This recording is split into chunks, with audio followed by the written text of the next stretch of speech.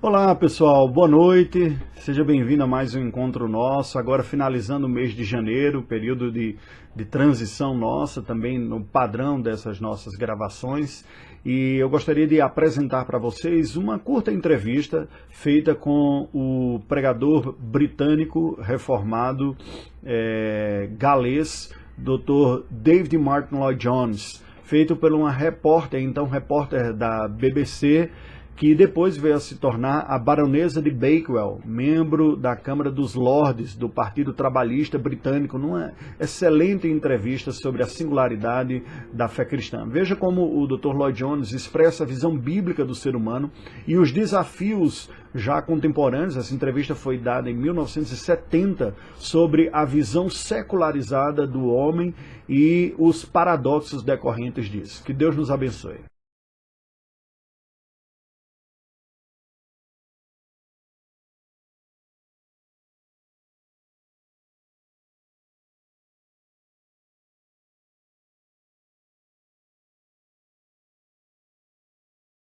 Dr. Martin Lloyd-Jones, you are an evangelical preacher, and it's your wish to bring people back to the biblical truth about man.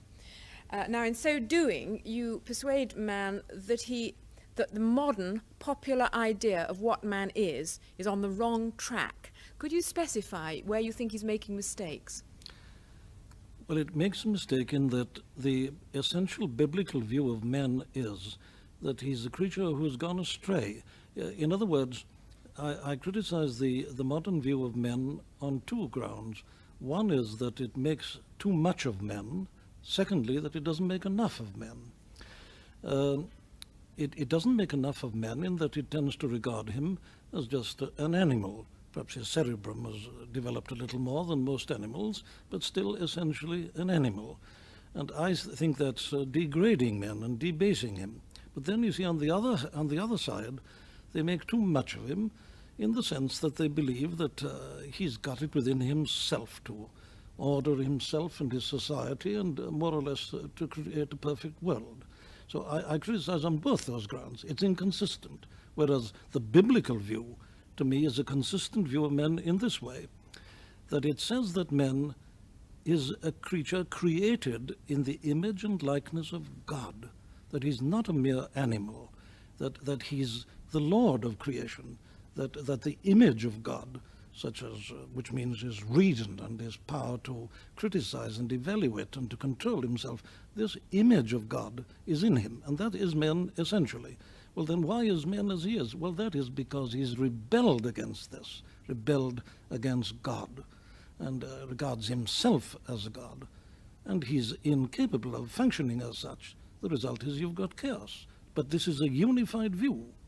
Can we take then some of the elements that you find wrong with the modern image of man? Now, you say that he's treated as less than man, but in respect of his animal instincts and the research that has been done into man as the naked ape, the victim of environment and heredity. Now, you cannot presumably quarrel with the actual facts that have been scientifically ascertained about this. Yes, I would a little bit query this scientifically ascertained.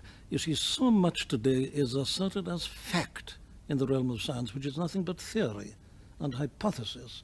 This is one of the great troubles, it seems to me, today. And I'm not only skeptical about it, I tend to ridicule it for this reason, that I know in my medical training, we were told, you see, that 100 years ago, they regarded the thyroid gland as a vestigial remains, no function.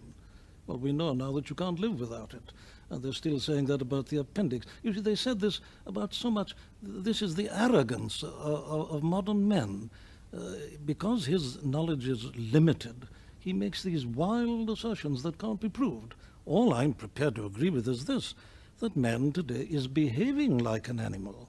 But the question is, why? You say in one of your books that the very essence of the problem is in the nature of sin. And you also say that, in fact, sin has always been part of man's nature, but sin used to be ashamed of itself, whereas today sin excuses itself. Yes. Well, yes, I don't think I've ever said that sin is an essential part of man. Man, I would say, as the Bible teaches, was originally perfect, but since man's original fall, sin has been a part of human nature. And that has been true, of course, throughout the centuries. I would say that the story of humanity is just a proof of this fact, that man is sinful now by nature. And this is bound to show itself.